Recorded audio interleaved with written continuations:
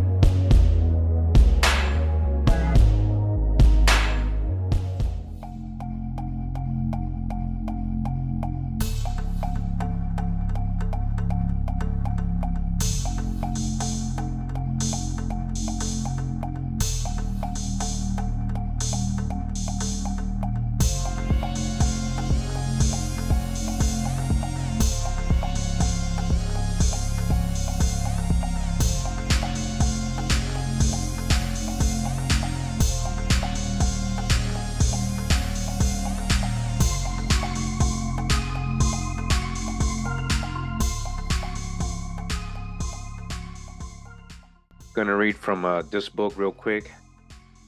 It's called The Lost History of Ancient America: How Our Continent Was Shaped by Conquerors, Influencers, and Other Visitors from Across the Ocean. This is by Frank Joseph, a very famous author when these kind of things. I do want to say though, he's still coming within, Mesopotamia, out of Africa kind of mind frame, when he wrote his books. America's the true old world. Why do you think they're finding all these things here? All these so-called influences. This is the old world. Gonna read this real quick. Very interesting. You guys don't know about it. This is chapter 3. It says here, Egyptian-style cat burial in Illinois by Professor Julia Patterson. More than 30 years ago, before highway construction engineers could obliterate a prehistoric burial ground, archaeologists excavated its 14 earthworks of various sizes. The structures were perched atop a bluff overlooking the Illinois rivers, in the western part of the Prairie State, less than 50 miles north of St. Louis, Missouri. The largest dome of configured soil measured 92 feet across and stood 8 feet high as part of the Hopewell Culture Complex some 2,000 years ago.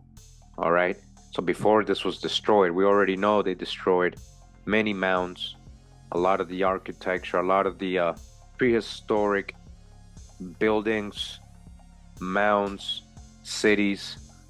This was a common thing.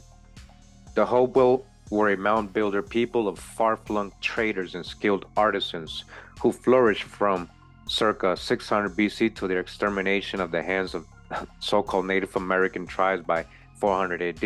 All right, so that's kind of big. They're saying Native American tribes came and destroyed the Hopewell culture, the mound builders. Now we got to dodge the hijack with their carbon dating and dates. The Illinois site's foremost tomb was found to contain the bones of 22 human adults, evenly laid out in a ring formation around the central sepulture of a male infant skeleton. All right, you guys hear that and picture that? Nearby, the child carefully interred in its own grave, paws respectfully placed together, were the remains of a bobcat wearing a necklace of drilled, carved bear teeth and the shells of marine animals. All right, look at that, a bobcat. Isn't that the logo of the Shatan clans of the Highland Scottish people? Shatan. They have a bobcat and they were seafarers. So it's funny that you find this here with shells of marine animals. No other wildcat has been buried by humans in the entire archaeological record. Researchers claim in a study published recently by the Mid-Continental Journal of Archaeology.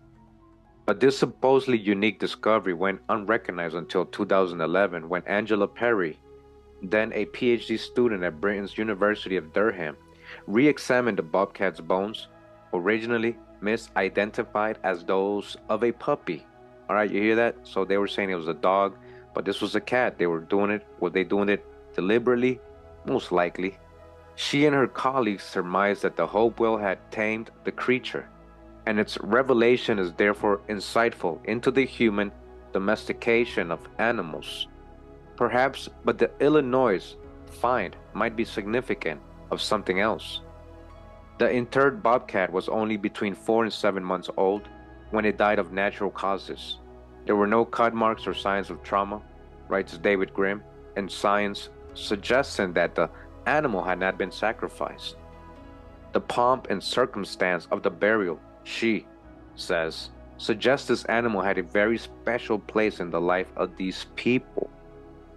Though no other ceremonial interments of the kind have been found in pre-Columbian setting, many hundreds of thousands of ritualized feline graves are known in Egypt, where Bast, the famous cat goddess, was worshipped from at least the late First Dynasty, 2900 BC, probably during earlier pre-dynastic times.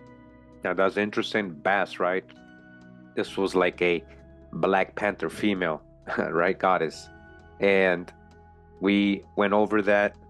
Now, if you haven't seen my original Black Panther video, Wakanda in America video, make sure to go check it out. We talk about Bast in that video, and that literally, you know, that's a black jaguar. That's what was here. One of the warrior Amazonian queens. Yeah, they dressed up as jaguars too. And you know, that whole thing comes from over here. Again, we just saw our video, right? Mammals, the oldest mammals they found was here. We know mammals originated, first ones that came out of the land was in Pennsylvania period. We got the oldest water, oldest land, you know. So just put everything together. Again, cats, carnivores, mammals came out of America. These comparisons join a vast body of complementary evidence accumulated on behalf of pharaonic influences at work in pre-Columbian America. That's because ancient Egypt was here. The real Nile is the Mississippi. At very least, they suggest that although the Hopewell were not themselves transplanted Egyptians, they were nonetheless inheritors of a cultural legacies left behind by visitors from the Nile Valley to our continent during prehistory. All right, so that's all conjecture, that part, because again, he's coming with an out of Africa background. He wrote this book a while back. Hopefully by now he sees that America is a true world, just like Graham Hancock is realizing. All this is going down right here. Remember, who got corn? Corn is from here. Ancient Egyptians were growing corn. Corn is all over the Bible. Joseph and him storing corn, that was all right here, guys. And we continue. Waking up with analog. Rise and shine. Make sure you check out the brother's Twitter page. 1_analog_9. And we begin with a news report coming out of Ohio, 1902. They found an ancient sepulcher. Expedition organizing to explore supposed relic of the Stone Age. A remarkable discovery has been made on the shores of Prince William Sound.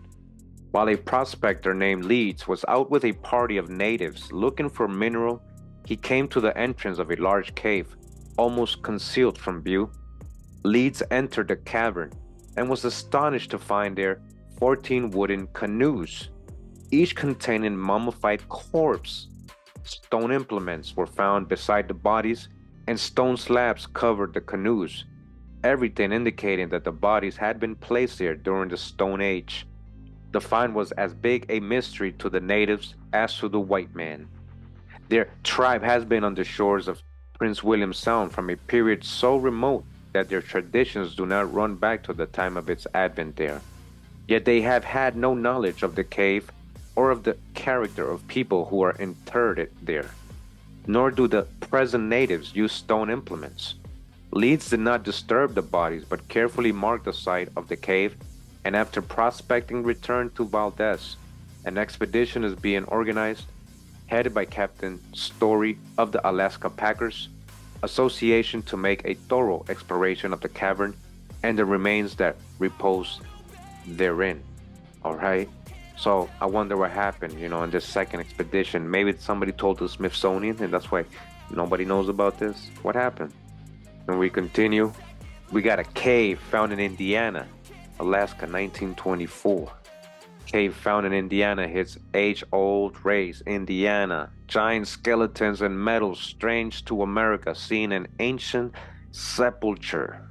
Indianapolis, February 1st. Recent discoveries in widely separated localities of the hills of southern Indiana may be expected to add something to the general store of knowledge of natural history. The topography of Indiana is interesting, from sand dunes bordering Lake Michigan to the rolling hills which occupy the southern part, and in places are but little short of small mountains. In the hills, however, the geologist has found most to interest him, as has more recently the archaeologist.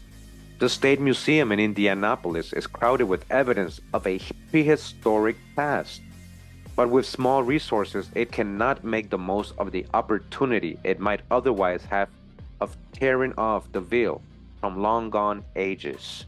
The opening of an ancient sepulchre built by a race of men antedating the American Indian and probably not related to the mound builders, probably, they're guessing here, has aroused much curiosity. This occurred in Jennings County, 10 miles from North Vernon, in a bend of a small creek where some excavating was done in a mound built by human hands and reaching 100 feet in height and about the same in diameter. Before digging was stopped to await the arrival of more scientific help, some interesting things were found. Continuing, says bodies guarded, protected by great stone slabs, skeletons of 3 men, the longest of which measured much beyond that of modern man, were found. All right, giant people. They showed that infinite care had been taken that the remains be preserved against the ravages of the elements. Metals not common in North America also were found. Although the locality has been settled more than 100 years, residents near Folsomville in the extreme southwestern part of the state did not know until recently that a cave of mammoth proportions existed close at hand. The discovery was made by a hunter who accidentally stumbled up on the entrance. The cave revealed some things which easily outdo the author of the Arabian Nights, and have the added advantage of more veracity perhaps. The most interesting find was of species of blind snakes, which hiss so loudly that the Stygian gloom of the earth's innermost recesses becomes all the more hideous. Nestor and some friends succeeded in capturing 2 specimens alive, and they were sent to the Smithsonian Institution in Washington. Do you see what happened? See who's always involved, right? And you know what they did? They just hid all this stuff. After Nestor and his party had proceeded a distance of 1,500 feet, they came upon a pit which apparently had no bottom. It was sounded to a depth of 2,500 feet. One compartment of the cave was warm and comfortable, and another extremely frigid. Nestor, the discoverer, said he believed a race of prehistoric men knew of the cave's presence and made it their home, and added its size would accommodate thousands as a dwelling place. Thousands, again, living underground, right? The ant people living underground. Why? What was going on the surface? He found many things to indicate human habitation, including arrowheads and stone implements. All right, we continue. This is a good one right here. We got a sign coming out of Kansas, 1896, the newspaper, right before Colorado ruins. A United States Marshal describes what he saw there. United States Marshal Israel made a number of interesting observations during a recent visit among the ruins of the cliff dwellers in southwestern Colorado. Mr. Israel made the trip to the distant region for the purpose of serving papers from the court in Denver. He found his last man on the border of Utah, and started on the return journey through the mountainous district that was once the home of a race now extinct. In many places, said Mr. Israel, the cliffs are dotted with little stone houses, built of a kind of stone not found in the neighborhood. The question is, where did the stones come from? And how did the builders lift the stones to their places? I saw one large house which was covered with adobe. This was a surprise to me, as I never heard of the cliff dwellers using that kind of material. I was told of a remarkable find in the shape of a stone building 60 feet long and several stories above ground. which has also several stories underground. You hear that? The building was described by a man who visited as containing cedar joists 60 feet long. No cedar grows in that country, and it is a mystery how the natives raise heavy logs up the sides of the cliffs. Continues, says Mr. Israel says the Smithsonian Institution has an agent in the field who is preparing to carry away a large number of relics from their ruins. All right, you guys heard that? You see somebody telling you what I was just saying, what I've been saying in these videos about the Smithsonian Institute. We already know what they do. Everybody who does research into these occult or mysterious things they found here in America, you know that the Smithsonian comes around and things seem to disappear for good from all history. Look at what they're telling you here in this newspaper report. He literally said he wasn't even lying. He was just being honest of what he was experiencing. He was just like, Smithsonian agent, an agent, right, came and what? Carried away a large number of relics from the ruins. A second representation from the east is expected during the summer, so they had more people coming. And within a few years, there will be little of interest in southwestern Colorado for the lover of antiquities. You see what they did? They took it all. The despoilers are at work and the buildings are being torn down, and the skeletons and mummies of the original inhabitants are shipped to the museums of the Atlantic states and Europe. All right, body bag, major drop. Hold up, that's a body bag right there. For the illusion, drop nation, yo, con drop. Man, I wasn't expecting this, guys. All right, shout out to Waking Up with Analog for sharing this with us, finding these great newspaper reports. They're clearly telling you the agenda. Listen to what they were doing. You know, it's not just theories. They were literally destroying the old world structures. We know this, right? Resets and all that. But they were doing it to the ancient ones too, the indigenous ones, the ones that were out of place, that didn't fit their narratives. Remember Manifest Destiny? Look what they were doing. What they were doing? They were at work, and the buildings are being torn down, and the skeletons and mummies of the original inhabitants are shipped to the museums of the Atlantic states in Europe. The British Museum has Egyptian mummies, right? Oh yeah. What Egypt?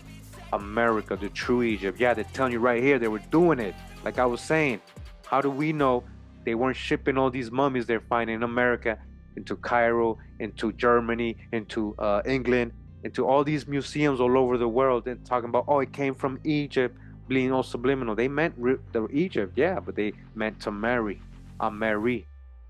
There is no law in Colorado under which the intruders can be punished. There is no law. You can't go against the Smithsonian, huh? But this is a deep one right here. I hope you guys pay attention to this. First-hand report of what he saw them doing. Again, this was from 1896. By that time, they already had destroyed everything. Imagine. Reconstruction, huh? Or deconstruction. All right, now we're going to read from this book. It's called Unearthing Ancient America, The Lost Sagas of Conquerors, Castaways, and Scoundrels. Again, from Frank Joseph, same author. I'm in chapter 1, says here, Anomalous Artifacts. Mainstream scholars scoff at the very notion of ancient Egyptians sailing to our shores. All right. So I just want to, again, remind you that, you know, this author goes with, you know, the whole, that the old world's on the other side, Mesopotamia, Egypt, you know, the fake places. So he's finding Egyptian stuff here, right? He knows for sure it's Egyptian, but of course he's going to add the out of Africa theories. So mainstream scholars will laugh if you say, well, the ancient Egyptians were here. Yet a ritual grave object could be physical proof of visitors to the American Midwest from the Nile Valley. Nile is, right, great river in Greek. The Mississippi in the Ojibwe Algonquin word, right, is also means great river.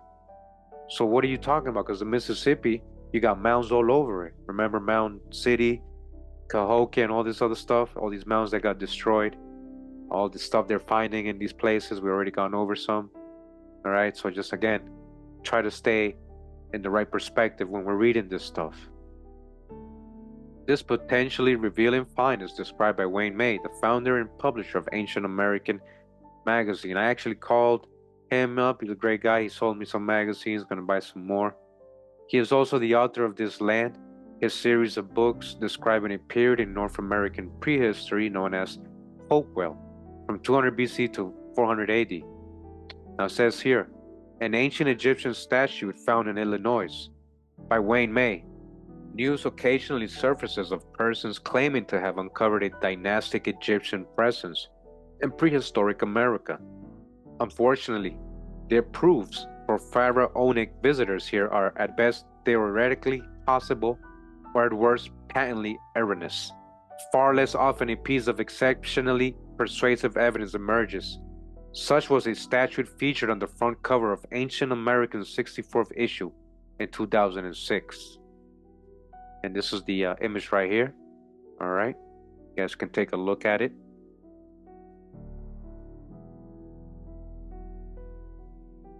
See that? They found that here. They found that here in the real ancient Egypt. They found that here. The Egyptian statuette, allegedly removed from an ancient burial mound in Libertyville, Illinois, little is known of the object's modern origins, save that it was found in Libertyville, Illinois, some 20 miles north of Chicago. During the time of its discovery, in the early part of the 20th century, Libertyville was a sparsely populated agricultural community with only a few dirt roads, in sharp contrast to the sprawl of upper-class suburbia that mostly blankets the area today, just off of I-94 tollway. But before World War II, only several dozen families, mostly farmers, were spread over some 12,000 acres of largely pristine prairie.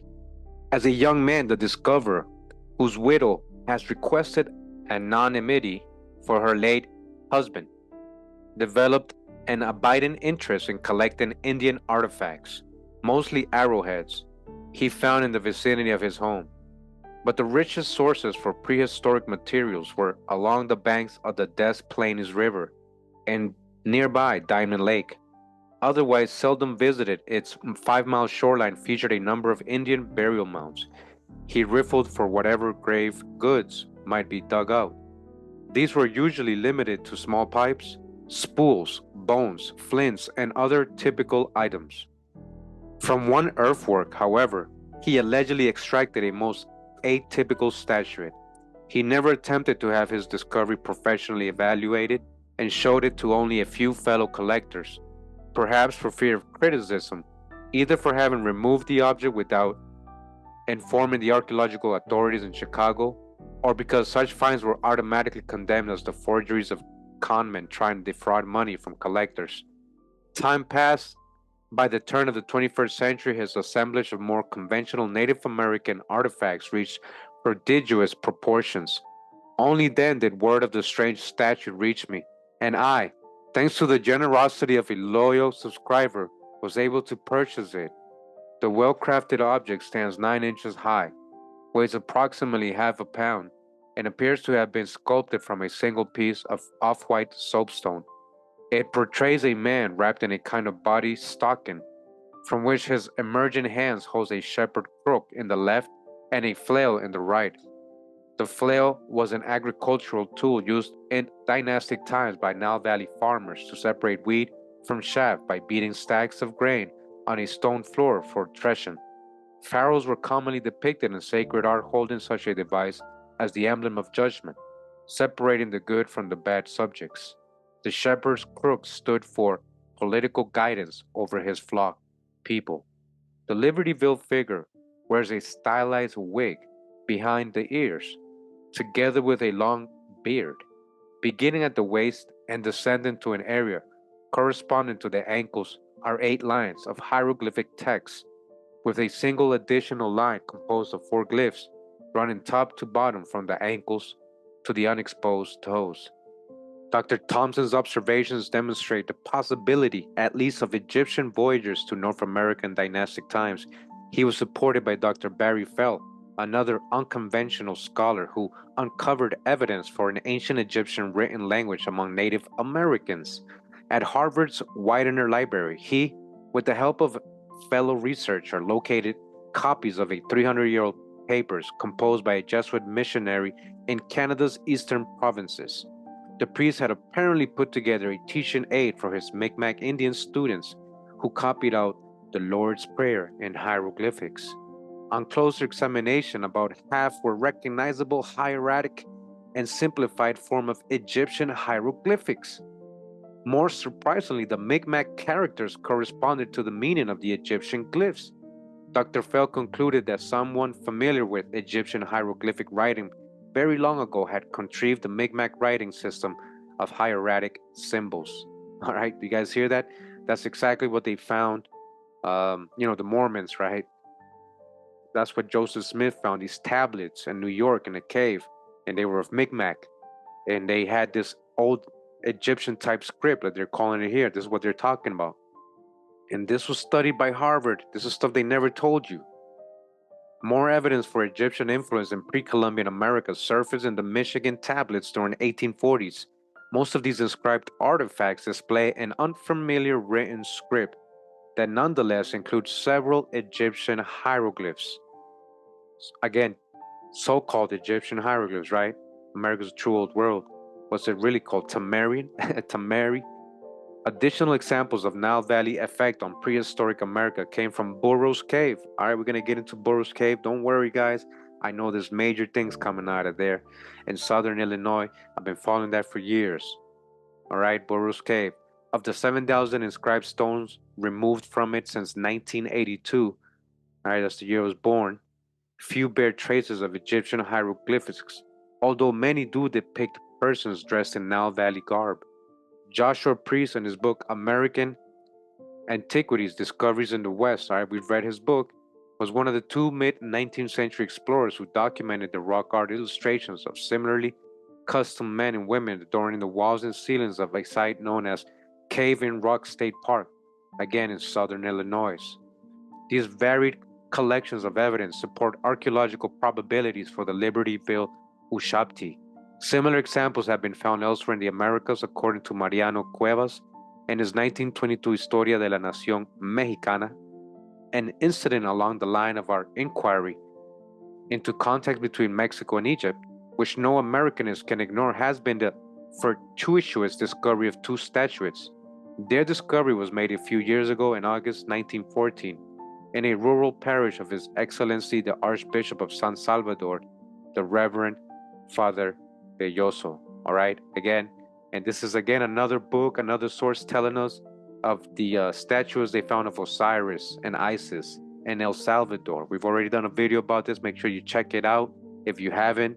We talked about it a little bit in one of the recent videos again, and it's going to tell us here firsthand account of the Reverend who actually found it or had it in his possession in 1914. It says Professor Miguel Ángel González was conducting precise excavations in the city of Acajutla in the Maya area near the farthest limit of the railroad line. All right, this is in El Salvador, Central America. These excavations, which were undertaken at the request of the aforementioned Archbishop, resulted in the uncovering of two precious artifacts. One has to keep in mind that many similar objects have been encountered by ignorant natives and subsequently ruined. At this same site, according to the Central American historian Garcia Palaez, who was later Archbishop of Guatemala, there existed in antiquity a city that was very grand and important. The most important fact of the statuette is that it represents a sarcophagus or mummy of a male. It gives all the appearances of resembling an Egyptian statuette. If we make closer inspection and focus our attention on the headdress, we notice a typically Egyptian beard beneath the point of the chin. More than anything else, the inscriptions on both statuettes have Egyptian features, such as the classical ellipse or cartouche on the male statuette. We are led to conclude without the slightest doubt that these are Egyptian. They are similar to statues in pictures by Champollion, mark for mark. They have demotic characteristics and hieroglyphics identical to those found on classical Egyptian monuments, all right? So even the hieroglyphics on it is exactly the same. Remember, they found this in El Salvador, which also have analogous ellipses, because all these characteristics, which are comparable to features of artifacts in the Cairo Museum. Now pay attention, this is what I was saying earlier. How do we know a lot of those so-called artifacts in the Cairo Museum didn't come from ancient America when they were coming here with their manifest destiny, destroying everything and rewriting history? We are able to confirm assertions that we have established a certain Egyptian heritage of these statuettes. These Mexican counterparts of the Illinois statue not only tend to support its identification as an ancient Egyptian Ushabti, but also suggest that our continent was indeed visited by travelers from the Nile Valley around 600 BC. All right, so dodge the hijack. The Mississippi is the Nile, meaning great river. That is the great river. That's a Greek word. Nile is a Greek word, guys. Egypt also is a Greek word. The Temple of Ptah, continuing, says here, ancient Egyptian ruins in Colorado, gigantic pillars. Says here, prehistoric city, lofty walls and gigantic pillars with elaborate carving in Colorado desert. A San Diego, California dispatch says that the ruins of a prehistoric city have been discovered by a party of prospectors from Yuma on the Colorado desert. While in search of the Peg Leg mine, the wind had laid bare the walls and the remains of stone buildings. For a distance of 420 feet in length by 264 feet in width, gigantic pillars, quaintly carved to represent dragon heads and rattlesnakes, pillars, all right, listen to this, still stood in the sand of the deserts, supporting on their tops huge slabs of granite. The frieze ornamentation resembles Egyptian sculpture and exhibited a greater degree of skill than is possessed by the Indian artisans of the present day. Fragments of pottery were found underneath the debris, and together with parts of the crumbled pieces of the frieze, were brought by the prospectors to this city.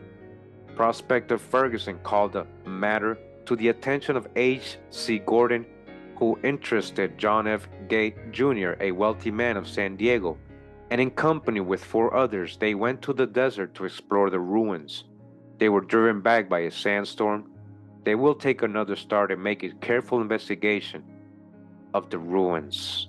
All right, you see how it just always all of a sudden just stops right there, and they're gonna do more investigation, and they never tell us about this ever. Continuing, waking up with analog. A cave deep in the earth, Pennsylvania, 1890. A cave deep in the earth, knives, and the remains of a prehistoric race found in it. News comes from Red Cliff, Colorado, of a wonderful discovery made there of a number of relics of some prehistoric race, and an ancient sepulchre in the most peculiar place, which it would appear had never been visited by mankind in any age. The men were digging with picks and shovels in virgin soil, when suddenly, as one of the men struck a blow with his pick, it almost flew from his hand, and by the light of their candles, they saw a small aperture in the earth, which was quickly widened sufficiently to admit the body of a man. A light was thrust into the opening, and as far as its rays could reach, only space was discernible, and a musty smell came from the place that had been closed for so long a time, probably ages. A step ladder was procured, and a descent was made to the bottom of the cave, where more surprises awaited the miners, who were now thoroughly aroused over the new sights, the like of which they had never seen before. Superintendent Connors and John Songer pressed forward in the natural opening, and they had worked but a short time before their pick encountered a hard metallic substance in the soft soil. Investigation proved it to be a knife about 12 inches long, of hardened copper, with an oval handle and a small portion of the point broken off. As their investigations were prosecuted farther, the petrified bones of animals and the remains of men of some prehistoric race were found. The most mysterious part of this wonderful discovery is that it was found in virgin ground, 400 feet beneath the surface, and with no apparent outlet. How it came there is a question that cannot be answered. All right? You see what they're finding here, right? Continue waking up with analog. Says here the oldest race. This is coming out of Maine, 1911. Says here the oldest race was the Western Hemisphere, the cradle of civilization. We can't make this up, all right? The true old world, you already know. William Nieves in Mexican Herald, over an area of about 3,000 square miles in the Valley of Mexico, from Texcoco to Tlalnepantla. There are hundreds of clay pits from which the material for the adobe native fire bricks and tiles have been made since the conquest, and from which have been constructed most of the edifices in the city of Mexico and adjacent towns and villages. These pits have enabled the writer, without expensive excavations, to make a comprehensive exploration for several years past of the archaeological treasure trove which lies buried below the surface of the entire Valley of Mexico. The entire. Recently, my efforts have been rewarded by some remarkable and startling discoveries that may open up a new field for archaeological research on this continent. My operations have been chiefly confined to a region of some 100 square miles where I have found 2 or 3 concrete floors or pavements ranging in depths from the surface from 2 to 5 meters.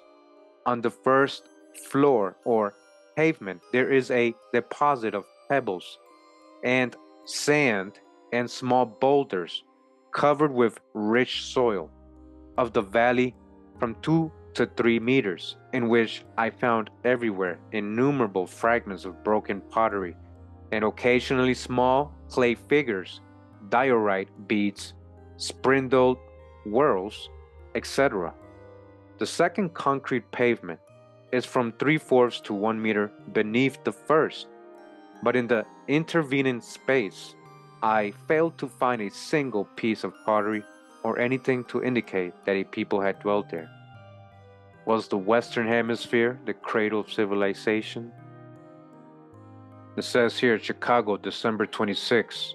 The Daily News, Bloomfield, Kentucky, special of December 25th says, J. A. Allen, of this place, while excavating a foundation for his new grist mill, struck the dome of a cavern of immense proportions, from which a strong current of cold air issued with great force as the workmen made the opening. Torches were procured, and Mr. Allen and Mr. Gainbers were lowered down by means of windlass. It was about 60 feet from the surface to the floor of the cave, which they found to be level and sandy, as if were once the bed of an ancient subterranean stream. They followed the main avenue for a distance of over 2 miles. All right, so they're in a cave, right? And they walked 2 miles inside the cave, and it looked like an old stream, and discovered an opening and a cliff on the farm of Benjamin Wilson, and a well-beaten path was easily discerned that was once trod by human beings, although it is now, in many places, covered with forest trees and undergrowth. Mr. Allen and Mr. Gainshurst, after emerging from the cave, started back to town and reported the result of their discoveries. A large party was at once formed, which entered the opening of the cliff on the Wilson farm. On one of the main avenues, numerous evidences existed that the place had evidently been the abode of cavemen, as numerous relics were found in the shape of pottery and bronze bric-a-brac. A sepulchre was discovered in a large niche on one avenue at right angles with the main avenue, and in it are numerous mummified bodies.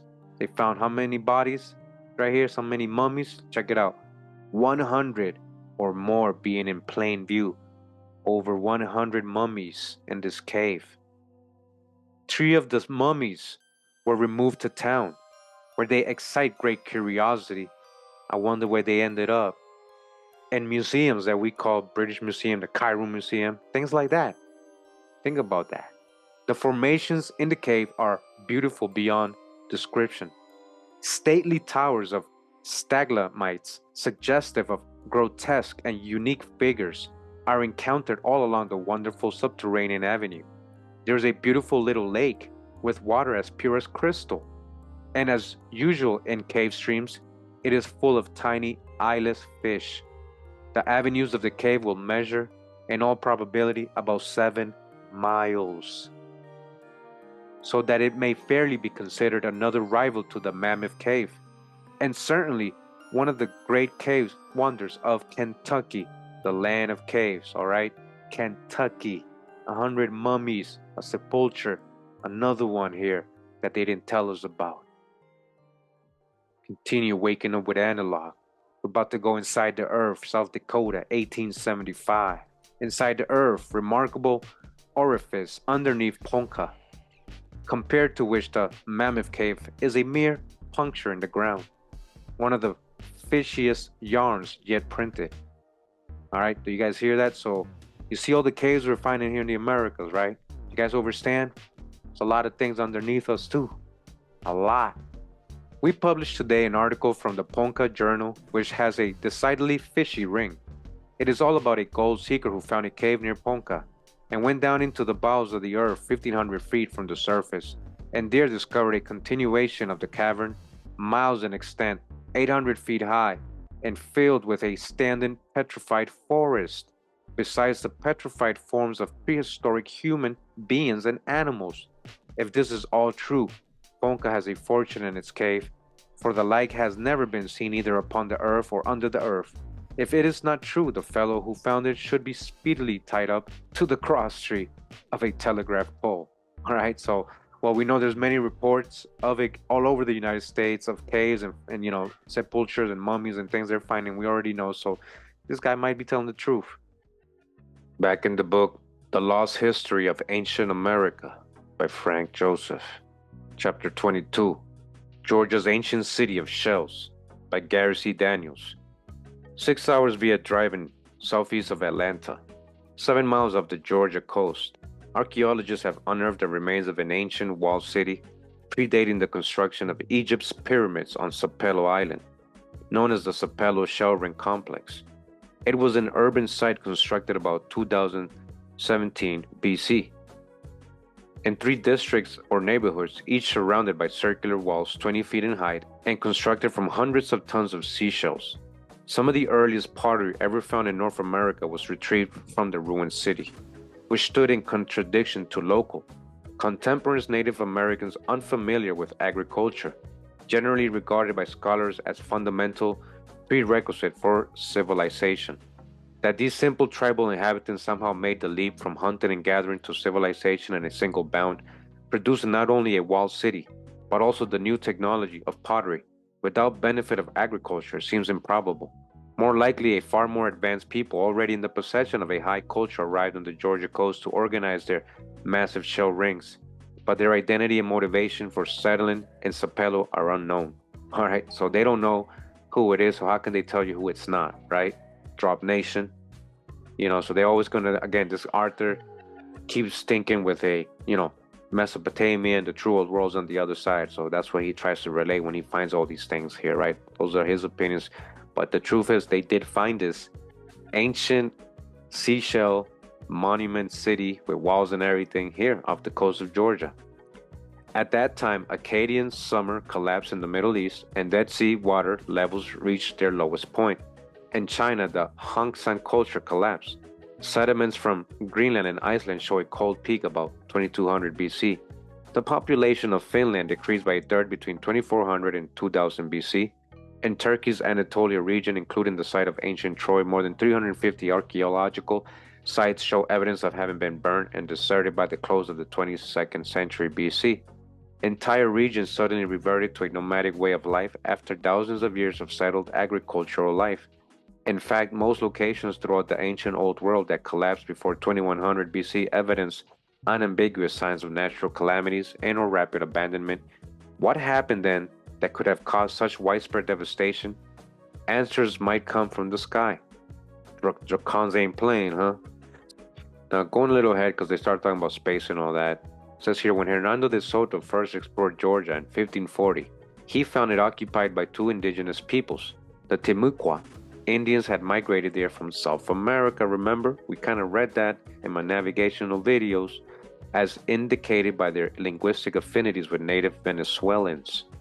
Did Timucua ancestors flee their homeland after it was devastated by a meteor swarm? Argentina's Rio Cuarto impact craters do date the period in question. The Yuchi Indians believe their forefathers arrived in Georgia after the old moon broke and devastated their island homeland in the Bahamas. The abrupt appearance of a shell-ringed city at Georgia's Sapelo Island shortly after these catastrophic events tend to confirm Yuchi oral tradition. So I just wanted to quickly read that. I thought it was interesting. You know, this shell city that we never know about had walls 20 feet high. Come on. Chapter 9, Drowned Village of the Ancient Copper Miners by Wayne and May. 3,200 years ago, Upper Michigan's enigmatic copper miners left behind some 5,000 pits and in excess of 1 million stone tools, but no trace of their towns has ever been found until the discovery of a village site 10 fathoms beneath the surface of Wisconsin Lake. Due to the site's untouched, if presently unguarded condition, its exact position is concealed as some measure of protection.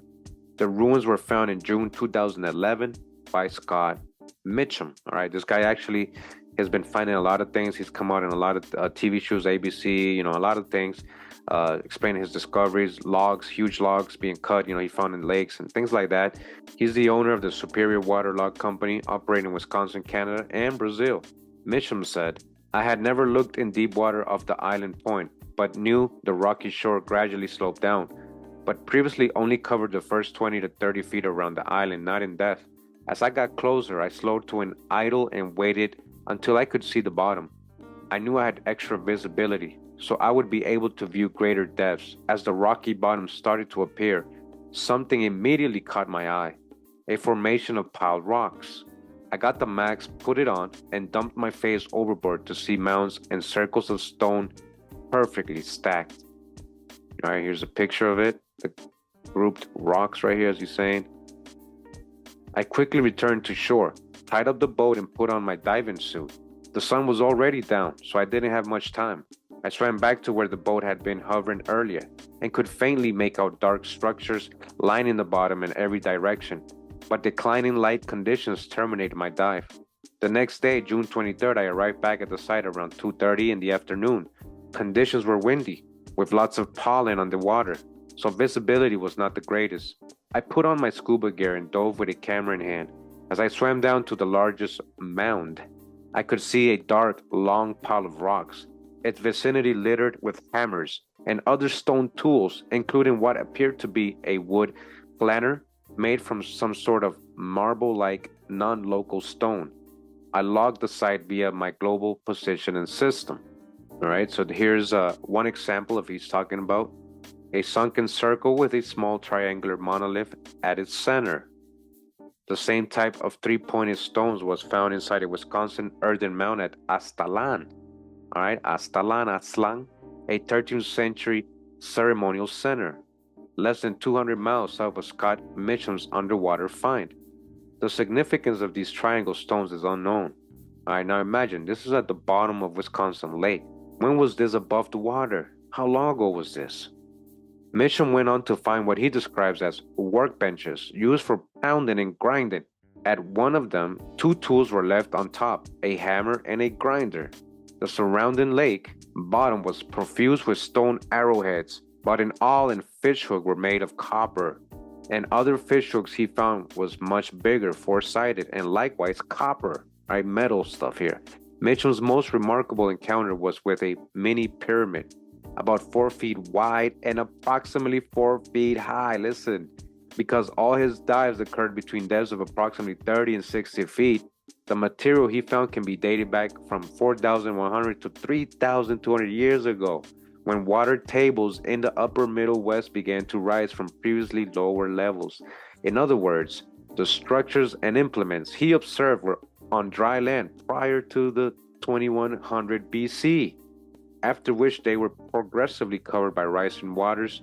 This period tends to affirm their identification with the Great Lakes region, ancient copper barons who were busily engaged in large-scale mining operations just then. All right, and they're talking about, yes, they are ancient mines, people mining. They don't know who did it. And all this was going to Europe and Asia, and all these, what they were getting out of this, it was going all over the world.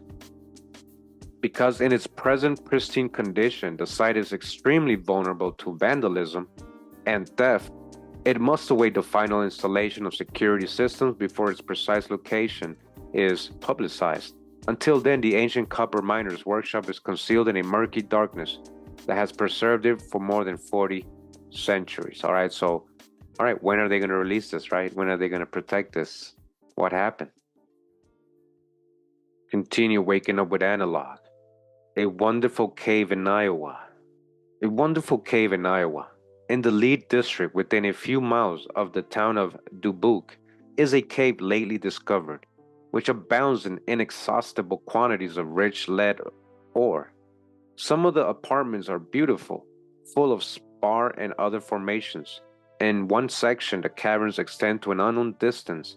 It has been traveled 3 miles without any signs of its termination. 3 miles, and they turned around. They're like, hey, this is going too far, guys. Let's turn back.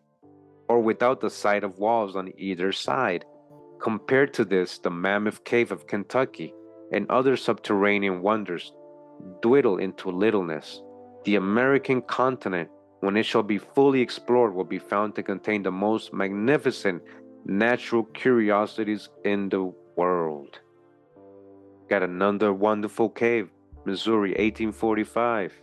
Wonderful cave. From the Missouri Statesman, we learned that a most extraordinary cave has lately been discovered in Howard County in this state. It seems that one of the neighboring farmers, wanting rock for building, commenced digging at this place, and by the sound emitted when struck with a shovel or hoe, he discovered that there was a cavity beneath. Removing the dirt, he discovered a wall of stone, built evidently by human hands. After displacing this wall, he had free access to the cave, but we subjoin the following account from the Statesman. The cave has been explored to the distance of 300 yards, 25 or 30 yards from the entrance is a sort of room, the sides of which, according to an account we see in the Glasgow Pilot, present a most brilliant and wonderful appearance. The writer who entered the cave with a lantern says, I had not proceeded far before I entered the principal chambers that by a single light presented the most magnificent scene that I ever beheld. The ceilings of this splendid cavern is some 18 or 20 feet high and of a hectagon form, the whole ceiling presenting a shining surface as though it was set with diamonds. Continuing, very near the mouth, another writer says, there is a stone shaped like a horse, but not so large, being only about 3 feet high. The head, neck, and the body are entirely finished, and part of one hind leg, all the rest is solid stone. The neck is made of 3 pieces, and stuck or fastened together, something like cabinet makers, but the corners of drawers together, dovetailed. The rest is all solid. In another part of the cave, the walls on one side are very smooth. On these walls, numerous letters, figures, and hieroglyphics appear, most of which, however, are so defaced as to render them unintelligible. Nevertheless, the figures 1, 2, 6, and 7 are quite plain. Just above these figures, the letters Don and Carlo are legible. Further on, the letters J, H, S appear on the wall. An arm of the main cavern has also been discovered and has been explored some 200 yards. A writer says, the walls and ceilings of this extraordinary cave are pretty much the same as in the other rooms. The walls have a peculiar and extraordinary brilliancy, occasioned, I discovered, from the fact that instead of stone as we first believed, we found them to be of a metal very much resembling sulfate of iron, but more of a silvery appearance. We had not proceeded very far before we heard a rumbling noise that occasionally broke upon our ears, a note the most thrilling and melodious I ever heard. We stood for a considerable time in breathless silence to catch the most enchanting sounds that ever greeted the ear of man, and it was only at an interval that we could summon and courage to explore its source, which we did, and were much surprised to find it proceeded from a gushing spring in the side of the wall. The sounds we heard we found to be produced by the fill of the water and varied by the current of air before alluded to, which we then found to be very strong. We each took a hearty draught of the limpid water of this gushing spring, and after surveying the diamond walls of the greatest natural curiosity in the world, we commenced retracing our steps to its mouth, when we found it to be quite dark and 8 o'clock at night. All right, so this is what they're finding in all these caves, like a diamond cave, diamond ceilings with a silver metal walls and all that. Wow. Possible Dracan here coming out of Wyoming. It says here, skeleton of an animal 314 feet long. This is from 1907. All right, it says here, largest fossilized remains ever discovered on exhibition in Wyoming. Baggs, Wyoming, July 25th. The most important paleontologist discovery ever made in the great fossil beds of Wyoming has just come to light in the fossilized skeleton of an animal of the lizard type, all right, Dracan, which shows a length of 314 feet and which weighed during life more than 100,000 pounds. It is far and away the largest skeleton of any prehistoric animal yet discovered, all right? So I just want to emphasize, if you really think about it, a lot of these dinosaur and fossils found, they're like in America, right? The true old world. The remains were found by an expedition from the Wyoming State University and are in a perfect state of preservation, every bone seeming to have been in place when petrification set in. The great skeleton in the side of a hill has not been entirely detached from the stone in which it is embedded. However, the entire length can be seen. One vertebrae which has been removed weighed more than 1,000 pounds when brought here. The skeleton will be taken from the earth and placed in the Wyoming State University, which has the greatest collection of prehistoric animal fossilizations in the world. All right, so yeah, and what happened? Because you know, they be like finding little tooths here and there, or a little claw, a nail, and then they build a whole dinosaur off of that. Because dinosaurs, a lot of them, they're not real, the one they show us. What is this? What is this really?